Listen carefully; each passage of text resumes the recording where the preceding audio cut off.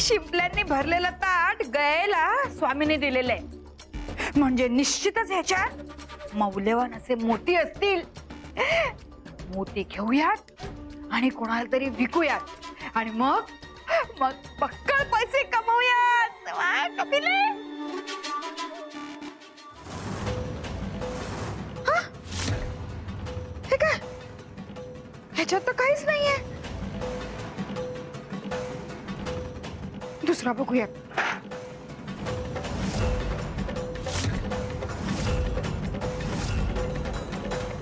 कशातही मोती नाहीयेत. म्हणजे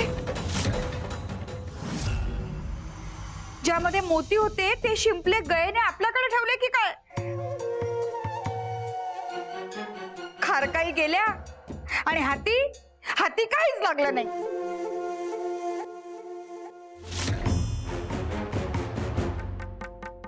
नशीब काही खारका आम्ही आमच्याकडे ठेवून घेतल्या होत्या.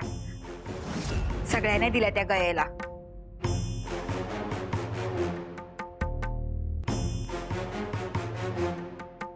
काय कपिले,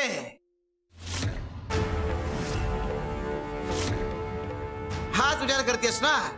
जशा तू खारका लपवल्या तशा गयाने मोती असलेल्या शिंपल्या लपवल्या असतील तर तुझं नुकसान झालं असेल तर? नाही नाही स्वामी, कसलाही विचार करत नाहीये मी. चल आमच्या बरोबर. बाळप्पा भाऊ, खारका घ्या.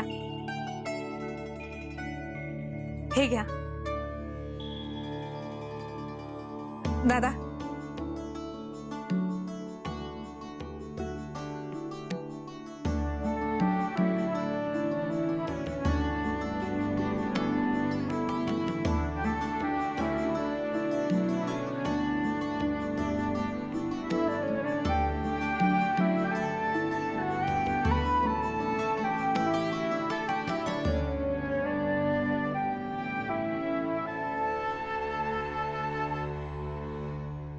कपिले, गयाने पण तुझ्यासारखं केलं असतं तर इतकी आनंदी दिसली असती का? तुझ्यासारखी चिंताग्रस्त असते. वाईटपणाने वागाल तर आयुष्यभर दुःखी राहाल आणि चांगुलपणा जपाल तर संघर्ष करावा लागेल पण सुखी राहाल. स्वामी, चुकलं माझं. स्वामी, मला सगळं कळतं पण वळतच नाही. मला पुन्हा एकदा माफ करा स्वामी. कपिले, कधी कधी तुला सांगितलं पटकन कळतं, पण काही ना तेही कळत नाही आणि मग वेळ निघून जाते.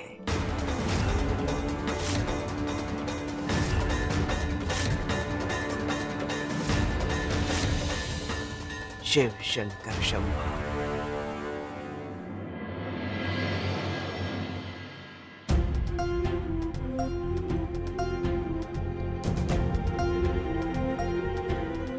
काय गं, कुठं निघालीस? आणि हे काय, ही शिदोरी घेऊन कुठे चाललीस? आई, ते रामचंद्र काका आहेत ना, त्यांच्या घरातलं सगळं धान्य तो सूर्यराव घेऊन गेला आणि त्यांच्याकडे आता खायला काहीच नाहीये ग, म्हणून ही शिदोरी घेऊन जाते. वा, मोठी दानशूर झालीस ग. अगं, घरात काही धान्याची कोठार आहेत का तू स्वतःला अगदी कुबेराची कन्या समजतेस? देते इकडे. अगं आई, मी त्यांना शब्द दिलाय आणि मी जर ही शिदोरी नाही ना घेऊन गेले तर माझा शब्द खोटा ठरणार. कुणाला विचारू शब्द दिला ग? हा हा, सगळे निर्णय स्वतःच घ्यायला लागलीयस.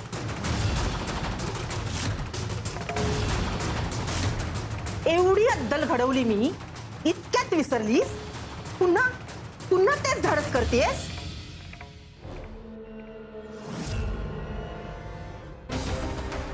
कोण कोण आहे तिकडे?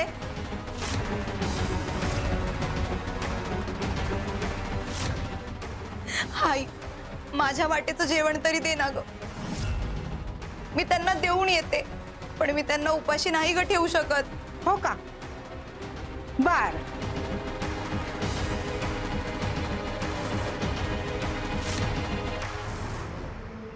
हे घे, हे घे, हे नेऊन दे हा त्यांना. पण एक लक्षात ठेव, हे तू नेऊन दिलंस तर तुला उद्यापर्यंत काहीच खायला मिळणार नाही.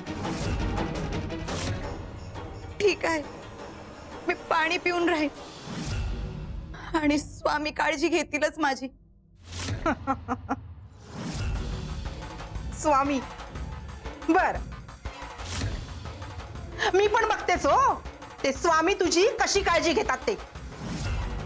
आणि काय ग, आतापर्यंत त्यांचा तिरस्कार करत होतीस आणि आता आता त्यांचे गोडवे गातेस.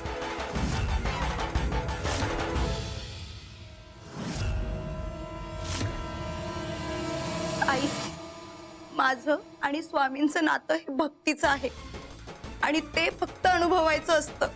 ए, तुझा हा चांगुलपणा आणि दानशूरपणा ना, याने कधीच कोणाचं भलं झालं नाहीये आणि तुझंही होणार नाहीये, लक्षात ठेव.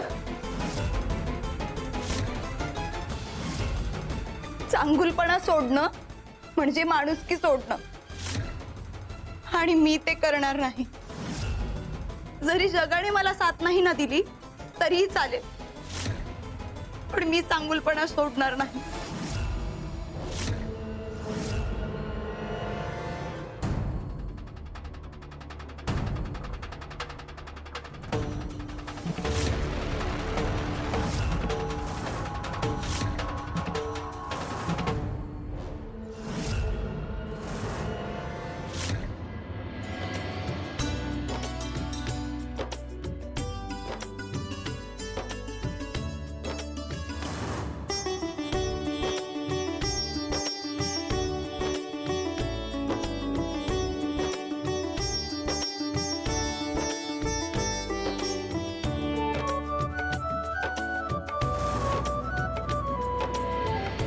अहो विनायक, अहो तुम्ही इथे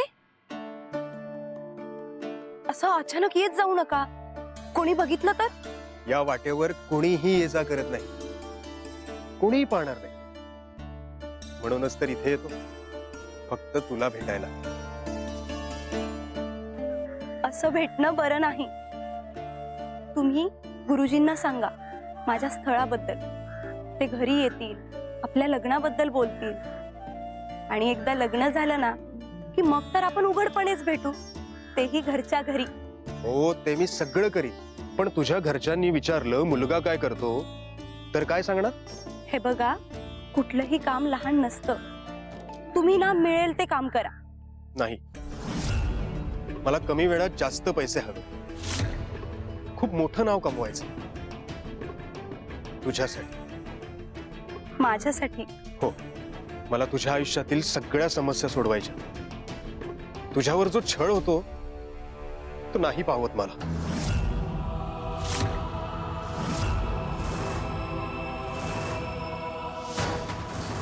सगळे निर्णय स्वतःच घ्यायला लागलीयस.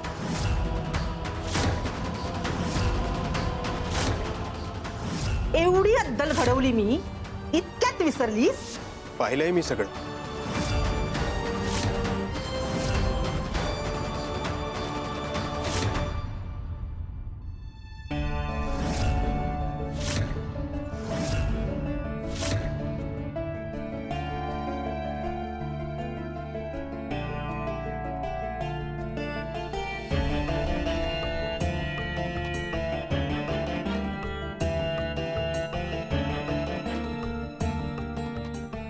तुझं दुखणं मला माझं वाटतं. अलकनंदा, तुझ्या बाबांवर उपचार करायचे, मी हातभार लावी. मला तुला आयुष्यभर सुखात ठेवायचंय आणि कमी वेळात जास्त पैसे मिळणारं जर काम मिळालं तरच हे शक्य आहे. आणि तुला एखादं स्थळ सांगून आलं आणि तुझ्या घरच्यांनी तुझं लग्न लावून दिलं तर? नाही नाही, असं काही होणार नाही. आणि मी काय कोणाची वस्तू नाहीये. माझं आयुष्य मी ठरवणार आणि ते तुमच्या सोबतच असणार. अलकनंदा, लवकरच माझं आयुष्य पलटणार आहे. एका मोठ्या आसामीने मला भेटायला बोलवलंय. आज काम मिळेल, मोठं काम मिळेल. स्वामी, विनायकरावांना चांगलं काम मिळू दे आणि त्यांचं नशीब खुलू दे.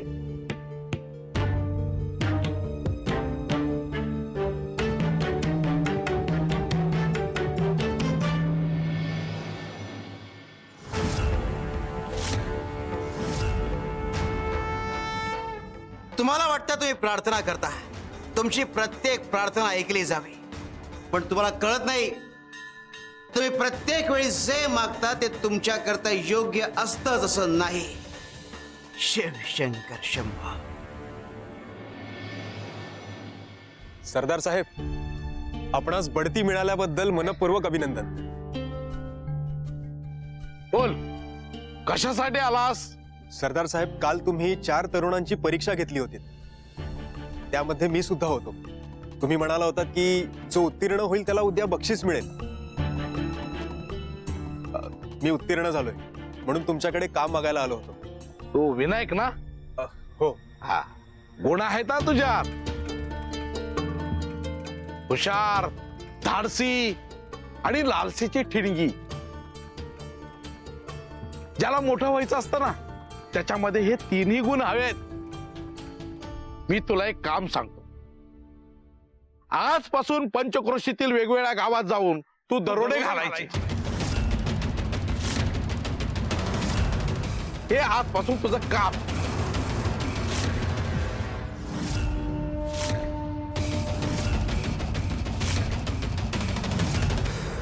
सरदार साहेब, दरोडा? अहो, तुम्ही सरदार आहात ना, तुम्ही स्वतः लोकांसाठी न्याय करता. अरे, कायदाही माझ्याच हातात आहे आणि न्याय देणं सुद्धा माझ्याच हातात आहे. उद्या तू जरी पकडला गेलास तर मी सोडा त्याला असा शब्द जरी बोललो ना, तरी तू छाती ठोक बाहेर पडशील.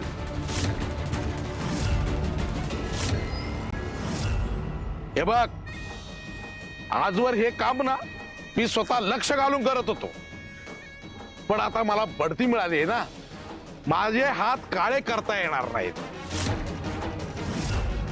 माझ्या जागी एक सक्षम हात हवाय आणि तो हात तू आहेस. मला तुझ्या आयुष्यातील सगळ्या समस्या सोडवायच्या. तुझ्यावर जो छळ होतो तो नाही पाहत मला. अरे, हा विचार काय करतोस? अरे, कमी वेळामध्ये भरपूर धन कमवशील. हे बघ, कोणालाही काहीही कळणार नाही. तू माझ्यावर भरोसा ठेव. माझा वरदहस्त तुझ्या माथ्यावर आहे.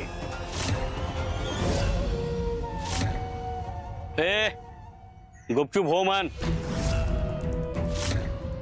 नाहीतर सरदार बळजबरी हो म्हणून घेतील.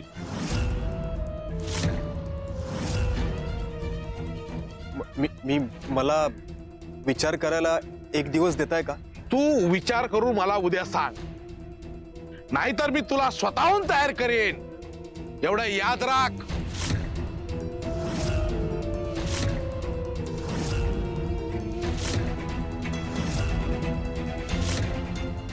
चला रे.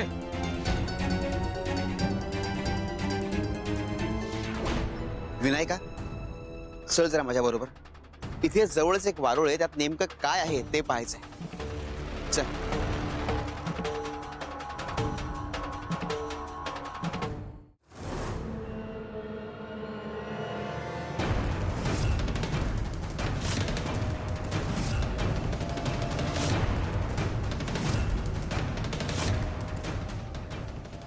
यात सोनं आहे बहुतेक. मला नेमकं तेच कळत नव्हतं की यात काय. जर आज सोनं असेल तर बाहेर काढायचं कसं? हे तर नागाचं वारुळ आहे. काय? नागाचं? नाग तर खजिन्याचं रक्षण करतात. या वारुळाच्या आत खजिना असेल का?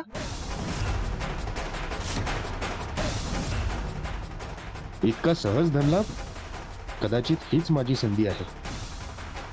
थांब. आत नाग असेल तर?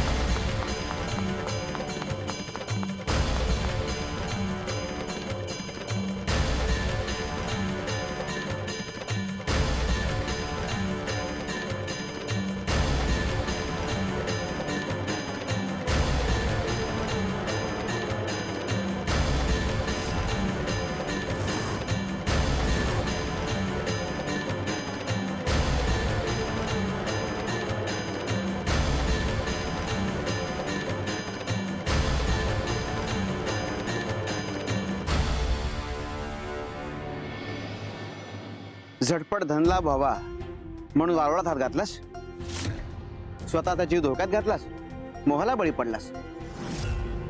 हे बघ, आयुष्यात कष्टाला पर्याय नाही. झटपट काही मिळत नाही आणि मिळालं तर ते टिकत नाही. सूर्यराव तुला जे काम सांगतोय तेही या वारुळात हात घालण्याप्रमाणेच आहे. आणि सूर्यराव हा तो नाग आहे जो शेवटी तुला टसणारच. कलियुगात जर कलियुगाच्या प्रभावाला बळी पडायचं नसेल तर मोहाला बळी न पडणं आणि सतसत विवेकबुद्धी जागृत ठेवणं हा एकमेव उपाय आहे.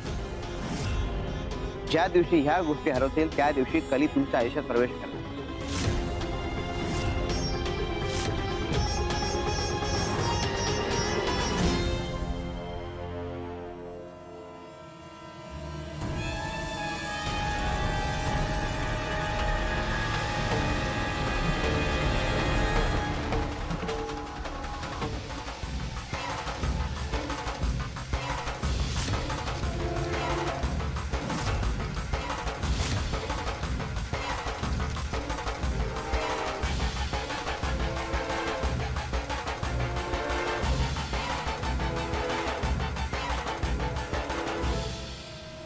कपिलाताई, अहो हे काय होतंय?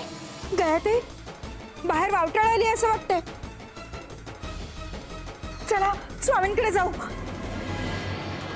स्वामी, स्वामी, स्वामी.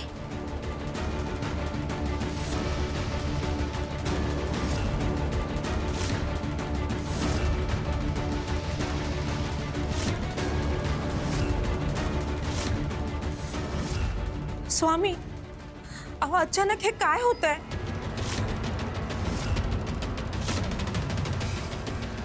बाहेर अचानक वावटळ सुटली. असं का होतंय स्वामी? स्वामी, स्वामी डोळे उघडा.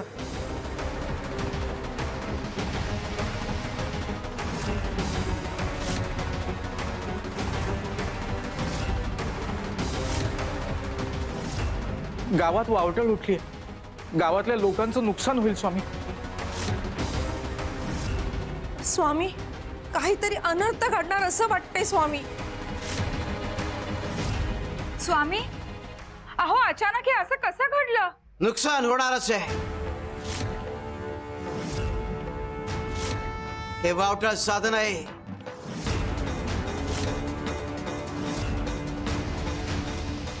बाळ्या, तेलाची बुदली आणि पाणी घेऊन ये. हो स्वामी.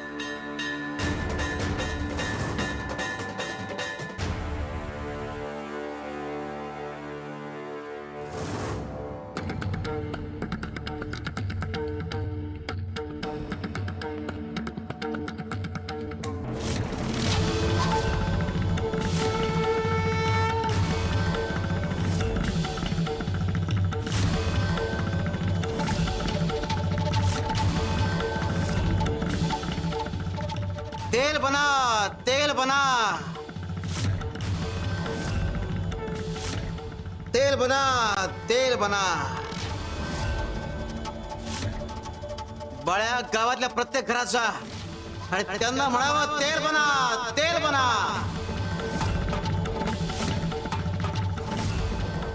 स्वामी क्षमा करा, पण हे पाणी आणि त्यावर तेल तरंगतं याचा काय अर्थ? सांगितलं तेवढा करा जा. हो स्वामी.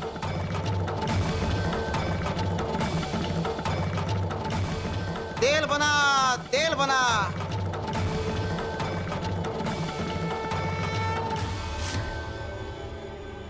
स्वामी अहो पण ह्याचा अर्थ काय? कपिले, तो विजलेला दिवा घेऊन ये. हो.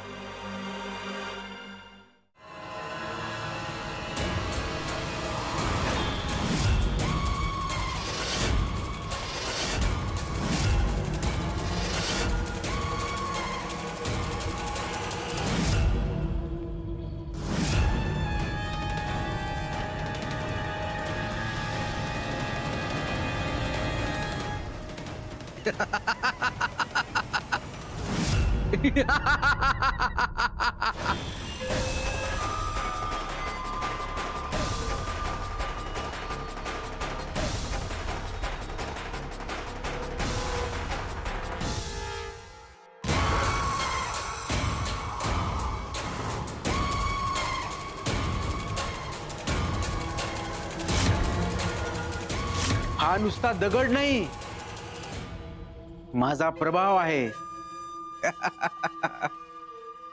ज्या घरावर हा दगड पडेल त्या घराचा विचार, शांती, सद्बुद्धी सगळं माझ्या ताब्यात. सद्गुण कमी होतील, वाईट वाढेल, लोक स्वतःचा विनाश करतील.